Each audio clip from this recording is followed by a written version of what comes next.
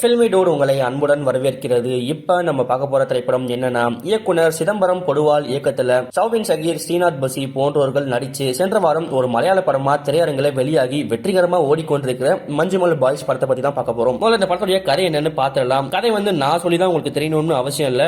ஊர்ல இருக்கிற எல்லா பயவலிக்கும் இந்த படத்துடைய கதை என்னன்னு இந்நேரம் தெரிஞ்சிருக்கும். கொச்சியில இருக்கிற மஞ்சுமல் அப்படிங்கிற ஒரு ஊர்ல இருந்து ஒரு 10-12 பசங்க கொடைக்கானலுக்கு ட்ரிப் வரலாம்னு வர்றாங்க. அந்த டைம்ல ரிஸ்ட்ரிக்டட் ஏரியா அப்படின்னு சொல்லப்படுற குணா குகைக்குள்ள போறாங்க. அங்க போற அவங்கள ஒருத்தர் மட்டும் தவறி அந்த குணா குகை பள்ளத்துக்குள்ள விழுந்துடுறாரு. அதுக்கப்புறம் அவர் உயிரோட வந்தாரா இல்லையா அப்படிங்கறத மிகவும் பரபரப்பா சொல்றதுதான் படத்துடைய முழு கதை அப்புறம் திரைக்கதை. இப்ப இந்த படத்துக்கு நம்ம ரிவ்யூ எல்லாம் பண்ண போறது கிடையாது. ஏன்னா நீங்க உள்ள வரும்போதே பாத்திருப்பீங்க, இது வழக்கத்துக்கு மாறான ஒரு படம். சும்மா ரிவ்யூ பண்ணிட்டு போற மாதிரியான ஒரு படம் இது கிடையாது. இது விமர்சனத்திற்கு அப்பாற்பட்ட ஒரு படம். அப்படி இந்த படத்துல என்ன இருக்கு அப்படின்னு படம் பார்க்காத சில பேர் கேட்கலாம். ஒரு படத்தை எந்த அளவுக்கு உண்மைக்கு நெருக்கமா உயிரோட்டமா எடுக்க முடியும் அப்படிங்கறத இந்த படம் பார்த்து நீங்க தெரிஞ்சுக்கலாம். பொதுவா மலையாள படங்கள்னாலே அப்படிதான் இருக்கும். ஆனா இந்த படம் அதையெல்லாம் தூக்கி சாப்பிட்டுட்டு ஒரு படி மேல போய் நின்று இருக்கு. அதாவது மலையாள இண்டஸ்ட்ரியை மட்டும் இல்லாமல் ஒட்டுமொத்த இந்திய சினிமா இண்டஸ்ட்ரியுமே திரும்பி பார்க்கிற வகையில இந்த ஒரு படம் அமைஞ்சிருக்கு. இவங்க போட்ட செட் ஒர்க் ஆகட்டும், கேமரா ஒர்க் ஆகட்டும், ஆர்டிஸ்டோடைய நடிப்பாகட்டும், படத்துடைய பேக்ரவுண்ட் ஸ்கோர் ஆகட்டும், இப்படின்னு சொல்லி எல்லா விஷயத்தையுமே நம்ம பாராட்டுகளா அடிக்கிட்டே போகலாம். அந்த அளவுக்கு இந்த ஒரு 2.25 மணி நேரம் படத்துல பேசுறதுக்கு அவ்வளவு விஷயங்கள் இருக்கு. முதல்ல படம் பார்க்காதவங்களுக்கு நான் ஒரு ஸ்பாயிலர் இல்லாத ஒரு ரிவ்யூ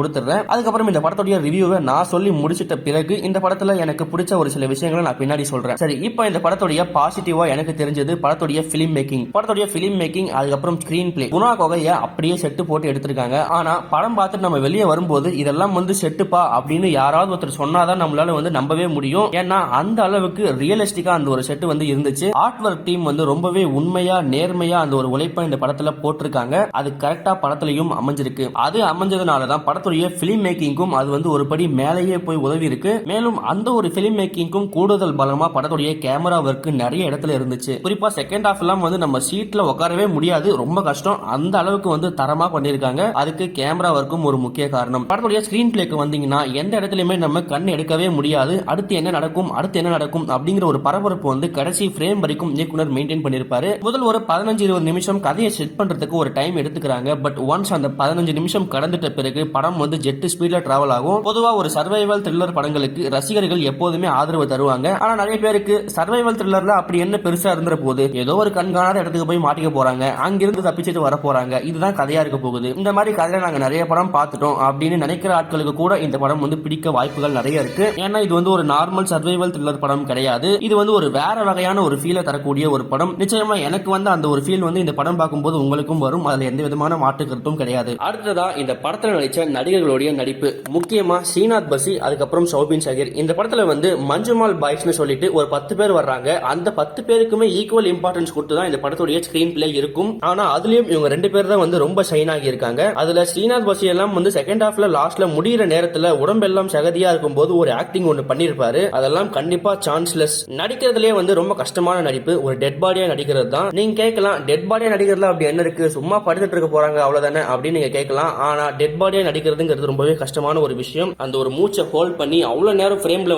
இருக்கணும். இந்த படத்திலயுமே ஸ்ரீநாத் பசிக்கு ஏறத்தாழ அந்த மாதிரியான ஒரு ரோல் தான் கொடுக்கப்பட்டிருக்கு. அதை பின்னி படல எடுத்திருக்காரு ஸ்ரீநாத் பசி. அதுக்கு கொஞ்சம் கூட சளைக்காம சௌபின் ஷகீரோடைய அந்த ஒரு நடிப்பும் சூப்பரா இருந்துச்சு. ஒரு மூத்த நடிகர் அப்படிங்கறத மனசுல வச்சுக்கிட்டு பிளஸ் இந்த படத்துடைய ப்ரொடியூசரும் அவர் தான், அந்த ஒரு ரெஸ்பான்சிபிலிட்டியும் கையில எடுத்துக்கிட்டு முடிஞ்ச அளவுக்கு படத்துக்காக டெலிவர் பண்ணிருக்காரு. நிச்சயமா இவங்க 2 பேருக்குமே இந்த படத்தினால நிறைய விருதுகள் குவிய போகுது அப்படிங்கறதுல எந்த விதமான மாற்று கருத்துமே கிடையாது. அடுத்ததா வந்தீங்கன்னா இயக்குனர் பக்கம் வரலாம். சிதம்பரம் பொடுவால் தான் இந்த படத்துடைய இயக்குனர். இவர் இதுக்கு முன்னாடி ஜானிமன் அப்படின்னு சொல்லி ஒரு படம் எடுத்திருக்காரு. அந்த படமுமே ஒரு சூப்பரான படம் தான். இப்போ இந்த படத்துக்கு வந்தீங்கன்னா படத்துக்காக இவர் பண்ண ரிசர்ச் ஒர்க், மேக்கிங், அதுக்கப்புறம் டைலாக், ஸ்கிரீன் பிளே அப்படின்னு ஒரு டைரக்ஷன் டிபார்ட்மெண்ட்டுக்குள்ள என்னென்ன சப் டிபார்ட்மெண்ட் இருக்கோ அந்த எல்லா டிபார்ட்மெண்ட்லயுமே பூந்து விளையாடி இருக்காரு. எந்த இடத்துலயுமே இந்த காட்சி படத்துக்கு தேவையே கிடையாது அப்படின்னு சொல்லவே முடியாது. காட்சியை விடுங்க, படத்துல வைக்கிற ஒரு ஃப்ரேமே படத்துக்கு முக்கியமான ஒரு ஃப்ரேமா தான் இருக்கும். இந்த டைரக்டர் இந்த படத்துல ஜெயிச்சதுக்கு ஒரு முக்கியமான காரணமா குணா படத்துல வர்ற அந்த ஒரு கண்மணி அன்போடு காதலன் அந்த ஒரு பாட்டை பிளேஸ் பண்ணணும் அப்படின்னு நினைச்சதுக்காகவே தான். ஏன்னா அந்த பாட்டு வர்ற இடம்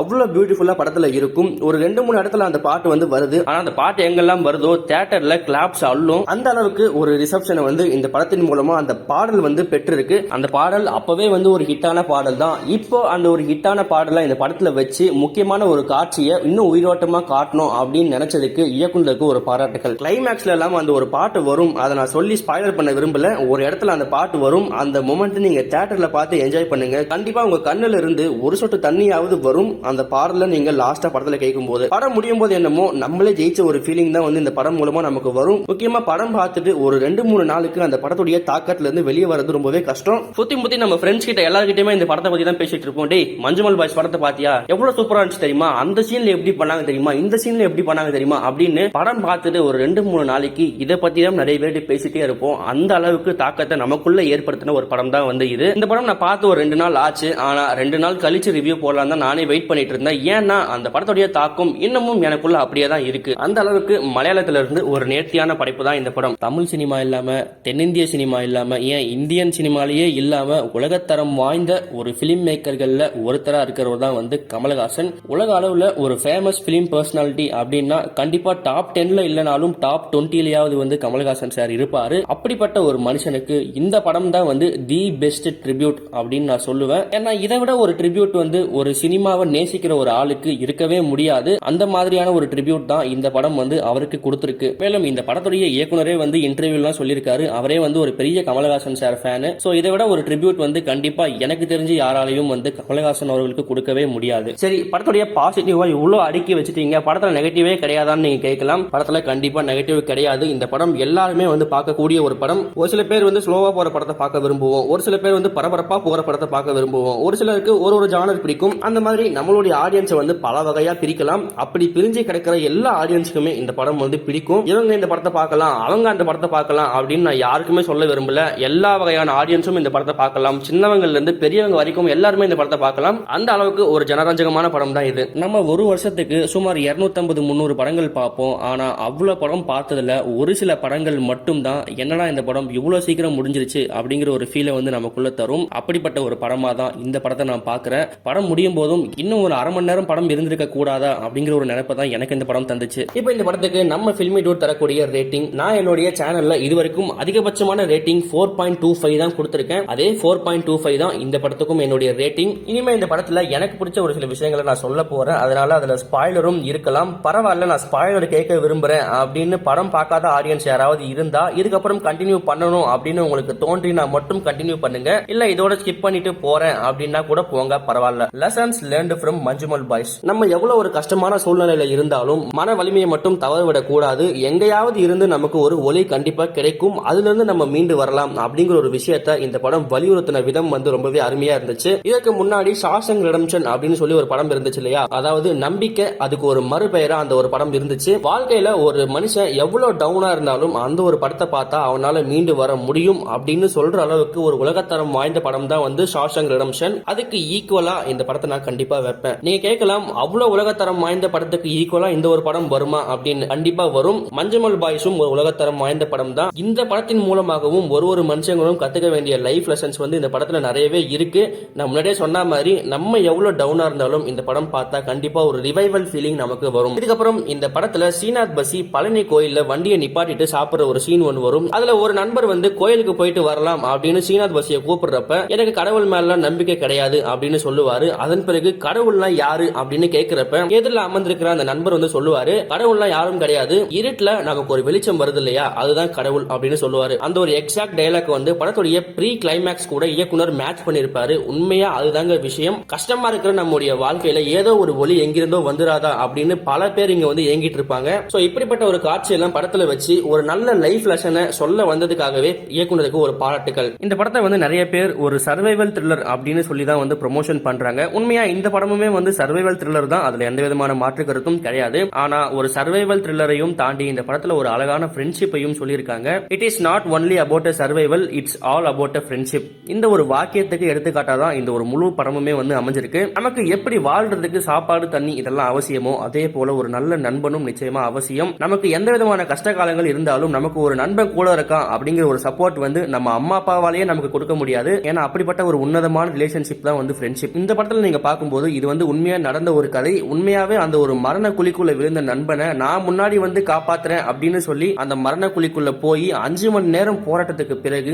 மீட்டு கொண்டு வந்திருக்காரு. அதாவது யமனுடைய கைப்பிடியிலிருந்து இவனை காப்பாத்திருக்கான்பா அப்படின்னு நம்ம சொல்ற வகையில அந்த ஒரு சினாரியோ அமைஞ்சிருக்கு. இது ஒரு சாதாரணமான விஷயம் கிடையவே கிடையாது. ஏன்னா அவ்வளவு ஃபயர் ஃபைட்டர்ஸும் வந்து அந்த மரண குழிக்குள்ள போறதுக்கு பயந்துட்டு இருக்கிறப்போ எனக்கு வேற ஆப்ஷன் கிடையாது. செத்தா ஒன்னா சாகுறோம், பொழைச்சா 2 பேரும் ஒன்னா பொழைக்கிறோம் கிடைச்சிரும் அப்படின்னு சொல்லி ஒரு மன தைரியத்தோட அந்த ஒரு மரண குழிக்குள்ள இறங்குறது நிச்சயமா அவ்வளவு ஒரு சாதாரணமான விஷயமே கிடையாது. அதை யாராலையும் பண்ணவும் முடியாது. ஆனா இதை ஒருத்தர் உண்மையா பண்ணிருக்காரு அப்படிங்கறத நினைக்கிறப்பதான் நமக்குள்ளேயே நம்ம அறியாம ஒரு கூஸ் பம்ப்ஸ் வருது. இந்த படம் ஒரு நார்மலான ஃபேண்டசி கதையா இருந்தா யாருமே நம்பியிருக்க மாட்டாங்க. ஆனா உண்மையா நடந்த ஒரு கதையை இவங்க எடுத்திருக்கிறதுனால தான் இந்த படத்துக்கு இப்போ இவ்வளவு ஒரு பாசிட்டிவ் ரெஸ்பான்ஸ் நிறைய இடத்துல இருந்து வருது. கண்டிப்பா நீங்க இந்த படம் பார்த்துட்டு வெளியே வர்றப்ப இப்படிப்பட்ட ஒரு நண்பனை தான் நானும் தேடுறேன் அப்படிங்கிற ஒரு ஃபீல் கண்டிப்பா உங்களுக்கு இருக்கும். குசேலன் படத்துல நம்ம ரஜினியும் சொல்லுவாரு, இழக்கக்கூடாத ஒரு பெரிய விஷயம் நட்பு தான். அந்த ஒரு நட்பை இந்த படத்துல பெரிய வகையில மையப்படுத்தி காட்டியிருக்காங்க. அது ஆடியன்ஸுக்கும் அருமையா போய் சேர்ந்திருக்கு. அதுக்கப்புறம் முதல் 10 நிமிஷத்திலேயே கைது இழுத்து விளையாடுற ஒரு போட்டி படத்துல ஒண்ணு வரும். அந்த ஒரு விஷயத்தையும் கிளைமேக்ஸ்ல கனெக்ட் பண்ண விதம் ரொம்பவே அருமையா இருந்துச்சு. மேலும் இந்த படத்துல நம்ம வாழ்க்கைக்கு தேவையான நிறைய விஷயங்கள்ல இந்த படத்துடைய இயக்குனர் சொல்ல வந்திருக்காரு. அதுல வெற்றியையும் கண்டிருக்காரு. இப்படிப்பட்ட ஒரு படம் வாழ்நாள்ல நம்ம ஒரு வாட்டி தான் பார்க்க முடியும். அதனால முடிஞ்ச அளவுக்கு எவ்வளவு சீக்கிரம் இந்த படத்தை பார்க்க முடியுமோ எல்லாருமே தியேட்டர்ல போய் அந்த ஒரு ஆடியன்ஸ் கூட்டத்தோட உட்காந்து பாருங்க. ஒரு டிஃபரெண்டான ஃபீல் இந்த படம் உங்களுக்கு நிச்சயமா தரும். இப்போ நான் இந்த படத்தை பத்தி பெருமையா பேசுறது ஒரு சில பேருக்கு என்னடா இவன் இவ்வளவு புகழ்ந்து தள்ளுறான் அப்படின்னு நீங்க நினைக்கலாம். உண்மையா இந்த படம் இவன் சொல்ற அளவுக்கு இருக்குமா அப்படிங்கிற ஒரு தாட்டும் உங்களுக்கு வரலாம். இப்போ நான் சொன்னதை நீங்க அப்படியே எரேஸ் பண்ணிடுங்க.